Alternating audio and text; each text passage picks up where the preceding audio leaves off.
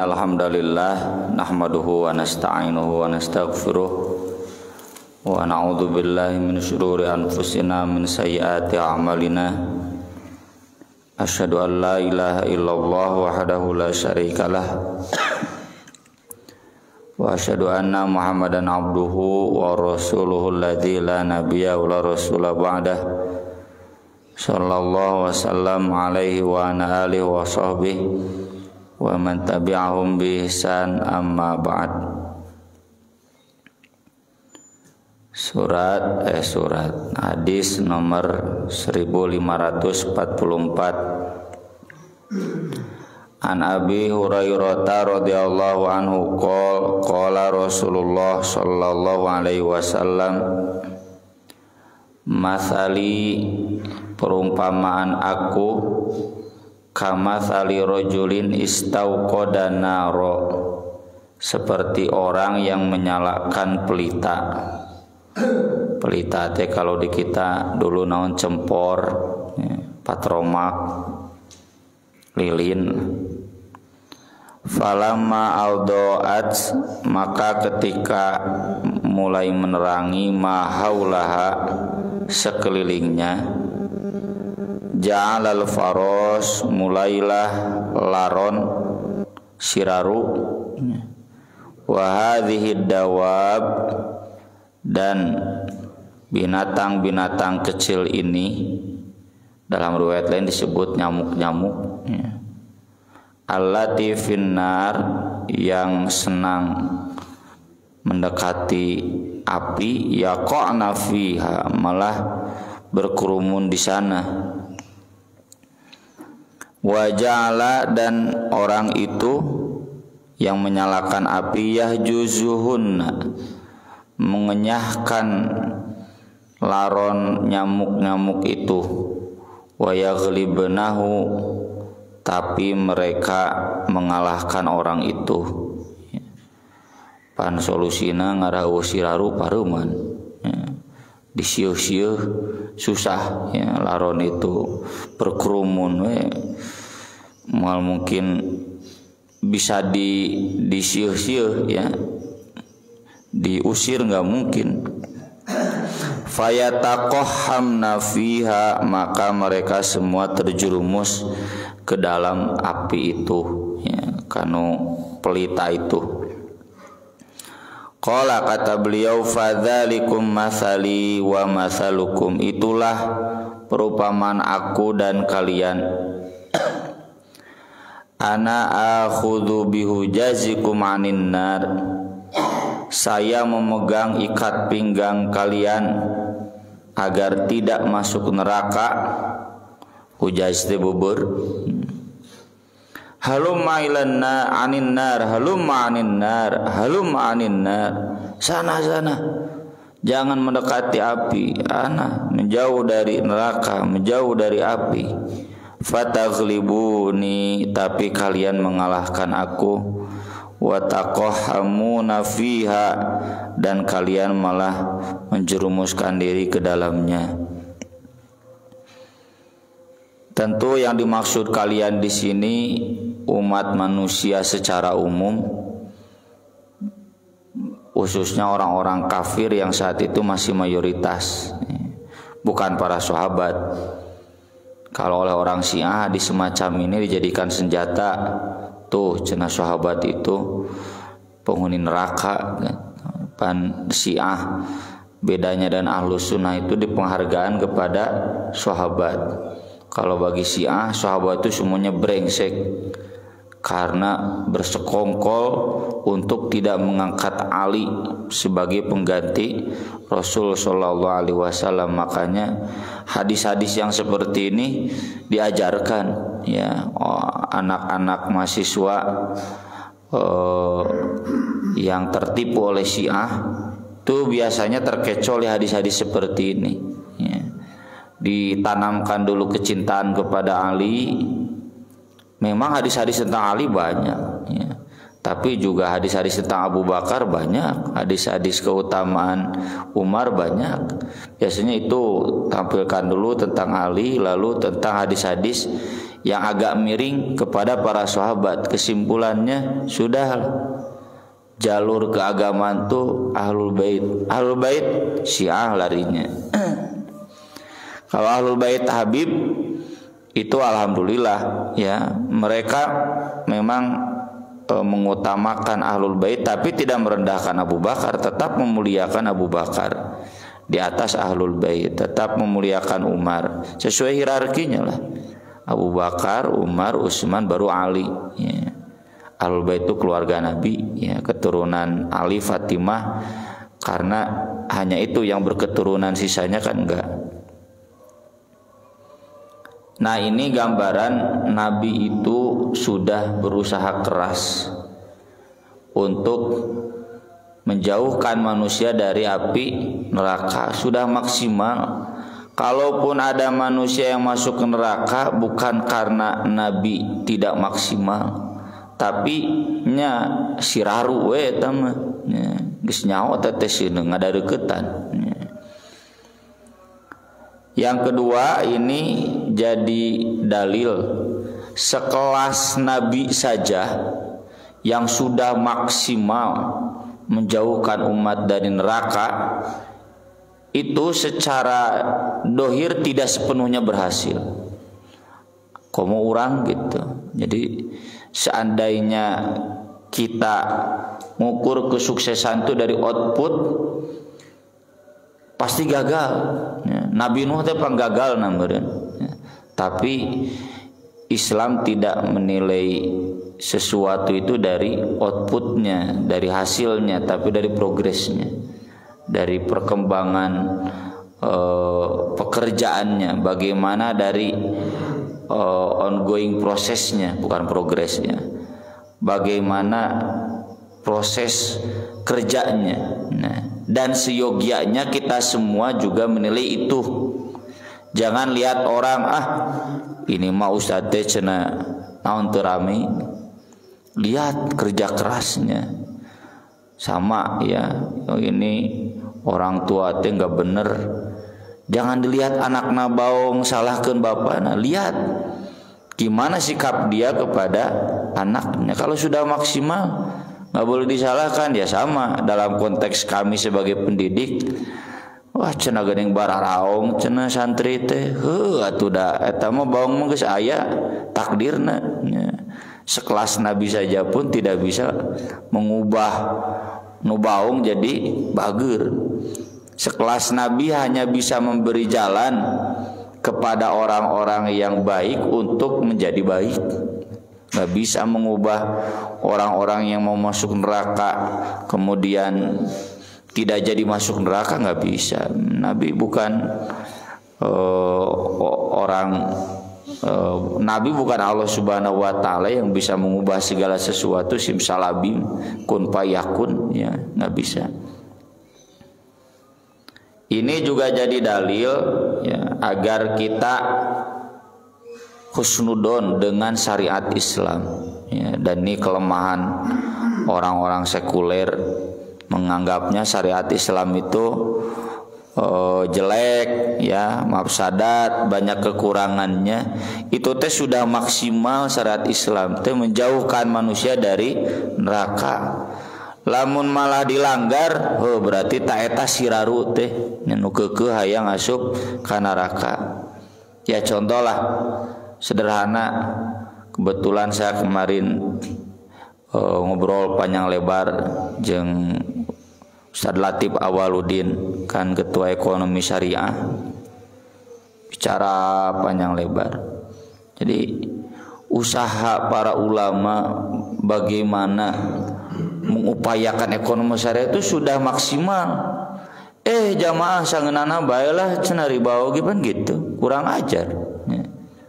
Ini para ulama sudah maksimal nyalamatkeun ekonomi umat, tapi sebagian besar umatna lalumpat ya kana jalur riba. Ta eta siraru-siraru teh gitu. Jangan salahkan syariat.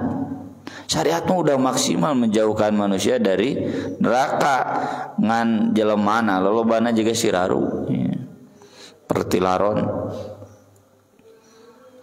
Berikutnya an Aisyah radhiyallahu anha qalat rakhasa Rasulullah sallallahu alaihi wasallam fi amrin. Rasulullah sallallahu alaihi wasallam memberikan rukhsah dalam satu hal. Dalam riwayat lain diketahui saum ada bukanya, tidak saum siang malam, tidak saum tiap hari terus-terusan sepanjang tahun. Sholat ada tidurnya, ya. Kemudian boleh menyalurkan syahwat kepada istri, tentu dengan cara yang halal. Tapi fatanazzaha anhu nasun minan nas, ada beberapa orang yang menjauh dari itu. Saya mah tidak akan nikah ngaganggu ibadah. Saya tidak akan buka dek saum tuluy. Saya tidak akan tidur mau sholat malam semalam suntuk.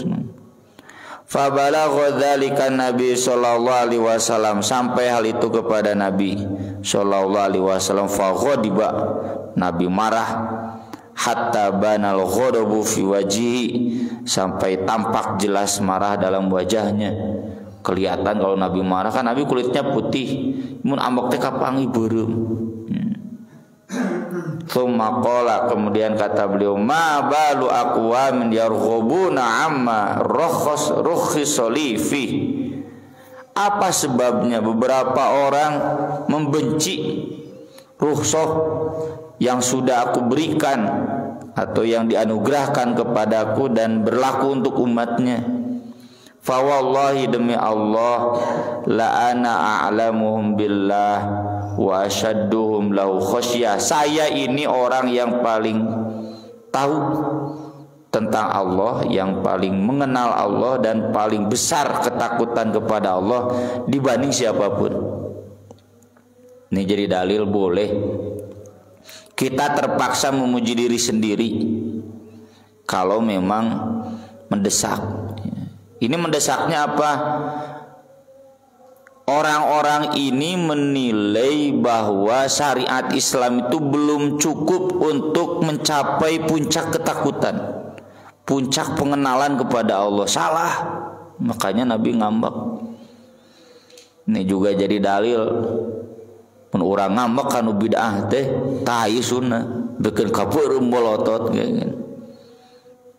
Menilai bahwa syariat belum cukup, harus ditambah, harus diubah, ya. Iya, yang hari ini mah ada bid'ahna lobana nu bahayana di sekuler, liberal, ya. Mereka ingin menambah-nambah, mengubah-ubah syariat.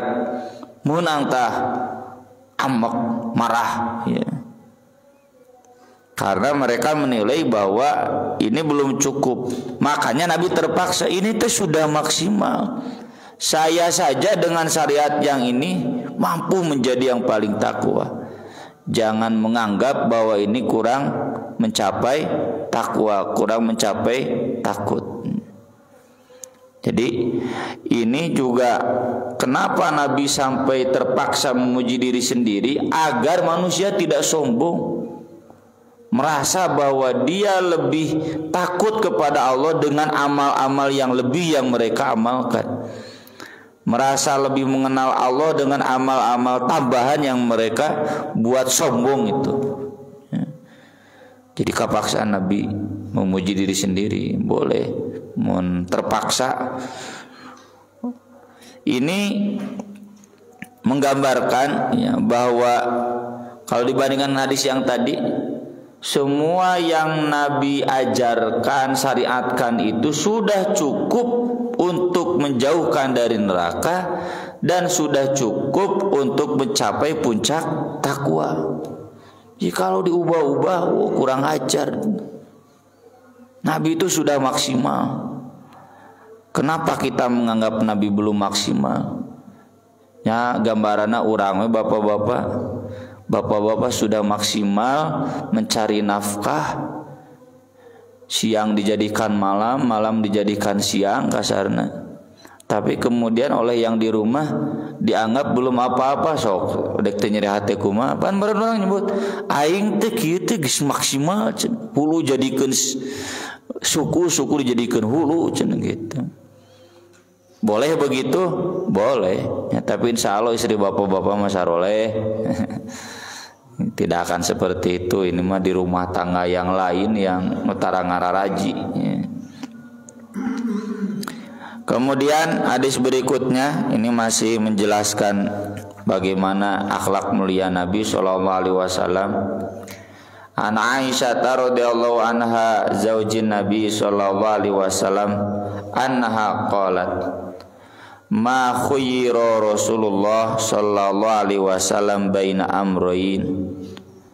Tidak diberi pilihan Rasulullah sallallahu alaihi wasallam antara dua hal illa akhadha aisarohuma, kecuali mengambil yang paling ringan.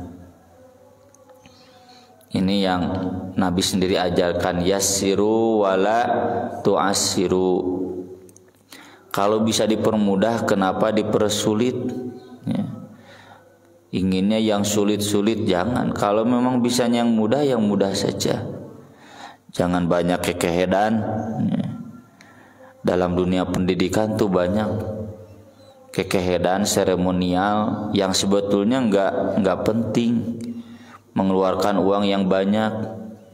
Ya contoh, kalau dalam konteks dunia saya, usah cenanyeun seragam, ya. Pek bae hayang mah urang mah teu butuh. Tidak penting ban, danger mau dipakai seragam deh. Ya, ira cenah buat acara-acara seremonial. Ya kalau ada dana lebihnya pan urang teh minus wae cite. Yang begitu-begitu ini cenah bikin anu gitu. Kalau memang bisa dipermudah, kenapa dipersusah? Ya, nyake mungkin semudah, insya Allah. Nggak usah lah, yang mudah-mudah saja, yang sekiranya bisa. Saya masih ingat dulu guru saya Ustaz Adi Anusaini, kan udah beres sidang tertutup, ya, diagendakan cenah sidang terbuka. Langsung tanya, memang kalau tidak sidang terbuka nggak jadi lulusnya? Ya lulus, karena kelulusan itu S3 itu dari sidang tertutup kan, nggak perlu sidang terbuka. Ya udahlah, kalau bisa dipermudah kenapa dipersusah? Tapi karena aturan kampusnya, wah tuh jangan begitu. Ini kan cina dokter itu harus, kan nggak ada wisuda resmi, dokternya wisuda nanti sidang terbuka gitu. Ya termasuk wisuda, dan nggak penting wisuda, tidak wisuda gak anggur lulus. Ya. Tapi udah menipah hayang-hayang sampai keluar biaya besar. Ya. Nah ini kita kenapa yang bisa dipermudah kok jadi dipersusah hanya karena gengsi dan sebagainya. Nabi itu nggak senang seperti itu. Terus kalau misalkan dalam konteks ibadah, ya. Kalau memang masih bisa yang mudah, nggak usah mengambil yang susah. Apakah ini tidak bertentangan dengan hadis-hadis yang menganjurkan fastabiqul khairat? Jadi cenah di satu sisi kita itu harus bersemangat meraih yang terbaik, tapi di sisi lain yang mudah saja. Contoh, sholat tahajud Nabi menyuruh satu malam 1 juz, tapi di sini yang termudah bisa sarokaat tak sarokaat unggal penting. Tidak bertentangan. Kenapa tidak bertentangan? Karena dalam hadis yang lain kata Nabi, Allah mencintai amal itu yang paling rutin. Ahabbul amal illallah adwamuhu. Nah, ku urang karasa Pak, ketika semangat kita tinggi untuk mengejar khairat, itu mulainya dari yang mudah dulu. Tong langsung ngegajang, rutinkan. Kalau sudah rutin yang mudah itu otomatis naik. Saya sering ibaratkan dengan lari, ya, atlet. So awal-awal lari gak mungkin kuat satu kurling di Tegalega, satu lapangan bola pasti loba ngarenghapna. Tapi kalau sudah rutin, ya. Dulu saya zaman anak-anak kecil tilu kuriling lapangan bola teu eureun ge kuat. Ya kalau sudah rutin, Sholat tahajud setengah jam teh terame. Kalau sudah rutin sholat tahajud sajam teh tidak puas. Itu otomatis fastabiqul khairat. Ittaqullaha haqqa tuqatih. Nah, maka di sini justru kita harus introspeksi. Kenapa kita nggak naik-naik? Padahal ciri orang beriman itu selalu bertambah keimanan. Fazadatuhum imana liyazdadu imanam ma'a imanihim, ya. Wa yazidullahu alladzina ihtadaw huda. Semua orang beriman itu pasti imannya bertambah. Mun urang anggar gitu-gitu wae berarti nya imanna meujuh, nya pas-pasan, lain meujuh pas-pasan, kurang, ya, belum ditaikan. Jadi gak bertentangan ya hadis-hadis semacam ini. Malam yakun ithman, tentunya selama bukan dosa. Kalau dosa, fa in kana ithman kan ab'adan nasi minhu. Nabi akan paling jauh menjauhinya, ya, meskipun mudah dijauhan. Wa man taqama Rasulullah sallallahu alaihi wasallam li nafsi. Rasulullah sallallahu alaihi wasallam tidak pernah membalas karena tersinggung diri pribadinya, illa antun tahaka hurmatullah azza wa jalla, kecuali jika dilanggar kehormatan Allah azza wa jalla. Nabi dihina gila, Nabi dihina dukun, tukang tenung, tukang sihir, santai. Beda jeung urang pura dihina miskin, bari jeung miskin nyeri hate. Nabi dihina al-abtar, nepikeun ka aya dina ayat Qur'anna, inna syani'aka wal abtar. Apa abtar teh? Gara-gara enggak punya anak lelaki, cucu lelaki, ya, dari anak lelaki. Al-abtar itu enggak bakalan lagi disebut. Kan bin itu ke bapak. Ya, kalau kita punya anak, anaknya perempuan, nanti dia punya anak, disebut mual kita. Mual lantaran bina ka bapak, ti bapak ka aki ti bapak. Nya Mang Ujang tah. Incuna lalaki bina moal ka Mang Ujang nepina ka bapana ka ditu gitu maksud al-abtar teh. Cenah Nabi mah al-abtar. Al-abtar itu merendahkan, tapi santai we Nabi. Dan dijawabnya oleh Allah, inna syani'aka huwal abtar, justru musuh-musuh kamu yang al-abtar. Nabi mah sampai sekarang juga disebut namanya sallallahu alaihi wasallam dengan sholawat. Abu Jahal disebut tuh, disebut dengan la'anahullah, ya, disebut. Jadi siapa yang al-abtar itu? Jadi Nabi dihina al-abtar santai, kecuali kalau ada penghinaan atas nama agama, turun mau pasukan perang, ya. Jadi kita harus bisa membedakan itu urusan pribadi atau yang dihina itu Islam. Kalau yang dihinanya Allah dan Rasulnya, tong sabar, umat Islam kan pemurah, tidak pendendam, lain gitu sia gitu. Lamun disuruh dihinana Quran, dihinana Allah, kata Buya Hamka, kamu tidak marah, maka berarti kamu ditakbirkan saja 4 kali gitu. Non maksudnya bangke. Masa kita dihina, Islamnya dihina Allah teu ngambek. Ya mencek batur udahlah, umat Islam kan bukan pemarah, ya, bukan orang yang emosional. Memang kalau urusannya pribadi udahlah EGP. Dan Nabi wae orang yang paling mulia banyak yang menghina komo orang, ya, pantas satu. Ya, Nabi saja banyak yang menghina, apalagi kita. Santai saja. Tapi kalau urusannya urusan agama yang dihina, Nabi SAW selalu paling depan. Nah ini menggambarkan kemuliaan anak Nabi. Kemudian Anil Mughirah bin Syu'bah radhiyallahu anna Nabiyya sallallahu alaihi wasallam sholat. Nabi sallallahu alaihi wasallam sholat hattan tafakhot qadamahu, sampai bengkak-bengkak kakinya. Ini yang bapak-bapak alami kemarin sholat taraweh di sini 30 juz.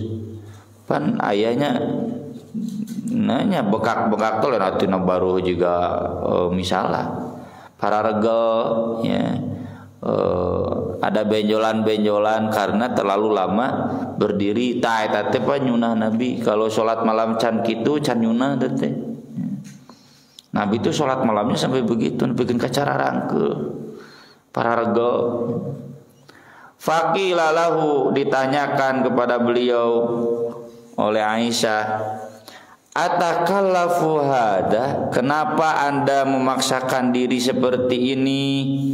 Menimaksakeun cenah Nabi, wa qad ghafarallahu laka ma taqaddama min dzanbika wa ma ta'akhkhar, padahal Allah sudah pasti mengampuni dosa anda yang dulu dan yang akan datang. Nabi mah nggak usah berat-berat pasti ke surga, pasti diampuni. Bagaimana jawaban Nabi?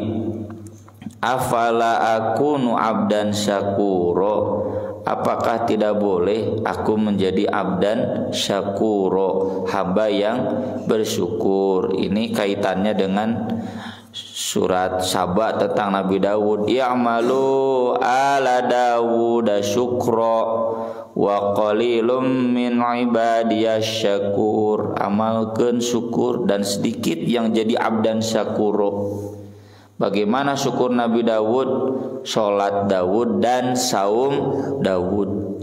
Yang bapak can Nabi saum Dawud, tong bapak lah, ieu pemuda bapak mah geus ripuh. Can syukur teh. Udah cenah Nabi Dawud mah beunghar. Nabi Daud we nu beunghar mampu saum Daud dari urang nu miskin meni hese. Nabi Daud mah gogodana besar ya untuk saum Daud. Yang kedua sholat Daud itu sholat malam sepertiga malam. Ya, jadi kalau kita belum ahli sholat malam, pantas munte nepi ka la ing syakartum la azidannakum wa la ing kafartum inna adabi lasyadid. Ongko urang teh yang ditambahan rezeki aya kana salat tahajud ngedul. Nabi itu kenapa sampai sholat tahajud bengkak-bengkak? Syukur karena sudah diampuni dosanya, syukur karena sudah dijanjikan surga. Nah, ini yang tadi sudah kita singgung. Jadi akhlak memilih yang termudah itu konteksnya dalam duniawi. Yang kedua, kalau dalam ibadah yang termudah itu tahap awal. Tetap puncak nama harus menjadi abdan syakur. Kita harus bersyukur kepada Allah maksimal, ngatur nuhunkeun. Masa ada orang yang memberi ke kita segala-galanya, ai ku urang cap nuhun nya nuhun ungkul gitu. Nganungkul alhamdulillah, ngomong ungkul alhamdulillah, segala puji bagi Allah, baribadahnya enggak ada. Kalau kita betul syukur kepada Allah, maksimal Allah itu sudah memberi segala sesuatunya ke kita. Maksimalnya apa? Yaitu dalam ibadah. Nah, di sini jadi sekali lagi kita harus seimbang. Kapan mengambil yang termudah? Itu di masa awal, tapi puncaknya tetap harus sampai amal-amal yang maksimal sebagaimana Nabi contohkan, agar kita sampai pada puncak pengenalan kepada Allah dan puncak ketakutan kepada Allah Subhanahu wa taala. Aqulu qouli hada wa astaghfirullah li wa lakum. Subhanakallahumma bihamdik asyhadu an la ilaha illa anta astaghfiruka wa atubu ilaik. Wassalatu wassalamu ala Rasulillah. Wassalamu alaikum warahmatullahi wabarakatuh.